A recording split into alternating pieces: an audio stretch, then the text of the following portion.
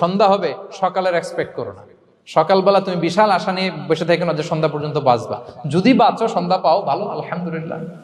না পাইলে রবের সাথে সাক্ষাতের জন্য রেডি, তাও আলহামদুলিল্লাহ। ঠিক কিনা বলেন? এটা হইতে হবে mindset. Expect less, never be greedy. প্রত্যাশা কম রাখেন, আপনি হ্যাপি হবেন। কিন্তু আমাদের মধ্যে অনেক এক্সপেকটেশন, যেটা আমাদেরকে কষ্ট দেয়, অসুখী বানায়।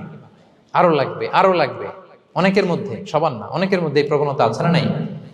বিশ্বনবী বলেন, লাউ আন্না লিবনি আদম ওয়াদিয়ান মিন যাহাব আহাব্বা ইয়াকুনা লাহু ওয়াদিয়ান।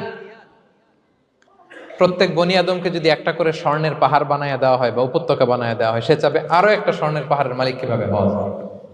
আচ্ছা বলেন তো, একটা স্বর্ণের পাহাড়, এটারে বেচা খাইতে খাইতে আমার 14 পুরুষও খাই শেষ করতে পারবে? তার একটা দিয়ে আমি কি করবো?